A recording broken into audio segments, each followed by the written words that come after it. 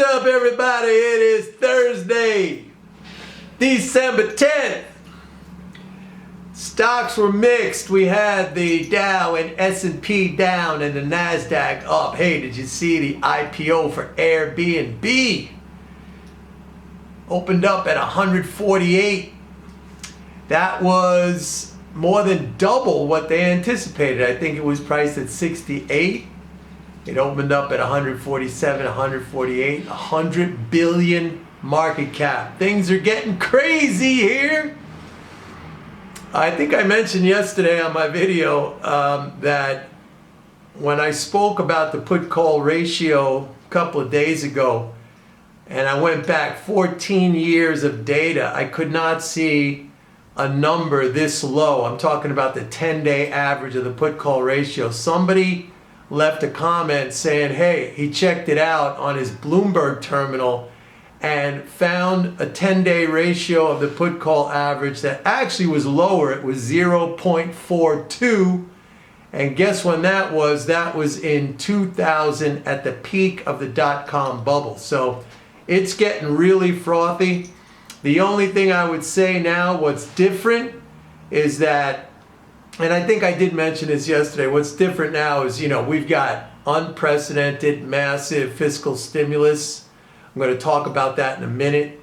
And back then, what was going on was we had the Clinton budget surpluses. Now remember, the only way that the government can run a surplus is it has to take away from the non-government, right? So it has to tax more than it spends into the economy, and that is a net drain on income and savings.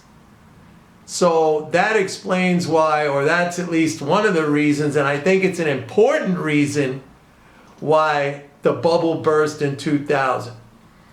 That's not to say we can't have a correction now. Absolutely, we can have a correction, but I keep saying, with this kind of fiscal support, right? I've always used the analogy of the swimming pool. I mean, water is being pumped into the swimming pool like we have never seen before. So it's literally overflowing. The swimming pool being, the economy, or at least the financial part of the economy. And that's a big difference from now compared to 2000. Now, I'm not saying a new administration, they might screw it up. They might screw it up royally. Remember, I'm on record as saying that Biden is really a fiscal conservative. There's a lot of history on this guy. I mean, go listen to my podcast. I have audio clips of him saying, everything's on the table. So when it comes to fiscal responsibility, going to cut Social Security, we're going to cut Medicare, we're going to cut Medicaid. Everything's on the table. He was bragging about it. And it's not like he's bringing in all these progressives. I mean, you have a lot of deficit hawks that he's onboarding into his administration. So we'll see. Right now, I can't say that the environment is the environment of a developing crash. No, there's just too much. Now, on that note, all right, it was all over the internet today about how the budget deficit in the first 2 months of the fiscal year is the largest in history. Now, of course, when the media comments on stuff like that, because they don't know and they're ignorant on that, it's kind of like, oh my God, the budget deficit. But the way we know it, which is the correct way to understand it, is if it's the largest in the 2 months, another way of saying that, it's the largest net transfer from the government to the non-government, to the economy, net transfer of income and savings. And we saw it. We saw it in the savings, personal savings.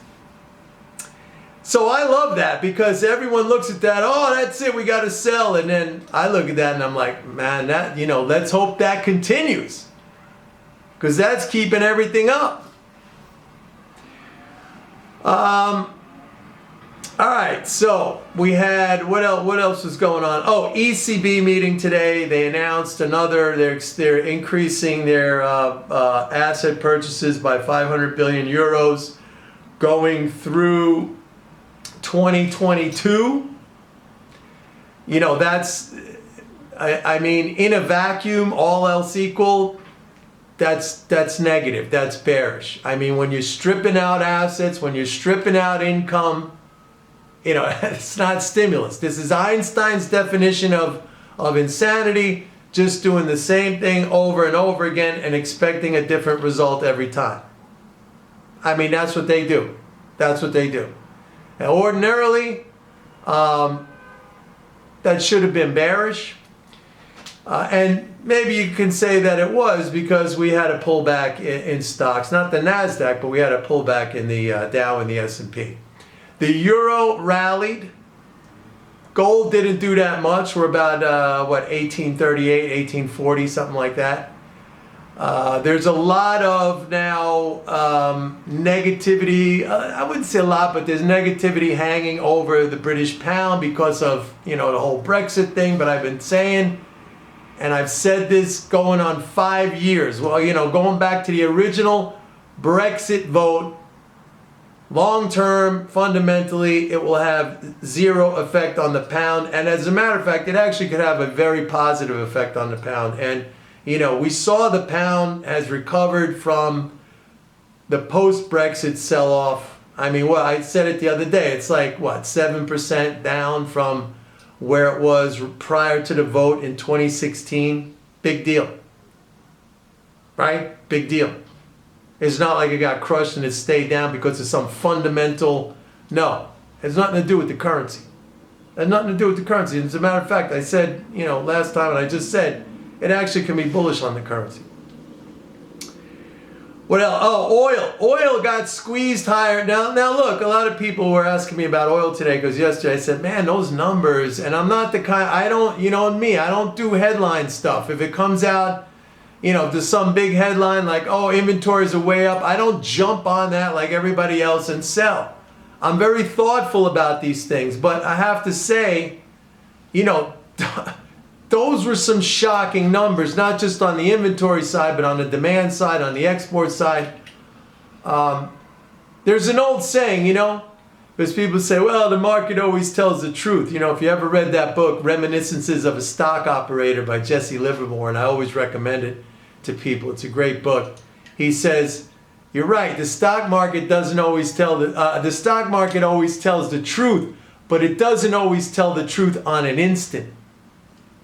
And what that means is, you know, it might take a couple of days or a little bit longer for the actual effect of the fundamental realities to sink in. And the other thing is, you know, the markets are waiting on a possible stimulus. The dollar was down. And you get the headline traders who sold on that yesterday.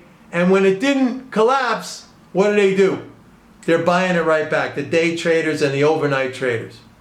So you got to expect that. There's nothing unusual about that. Anyway, I sent out a bunch of emails today. All right. Remember, go to my website. Sign up now while you can for the 30-day free trial for MMT Trader. I'm the only one who has an applied approach to MMT.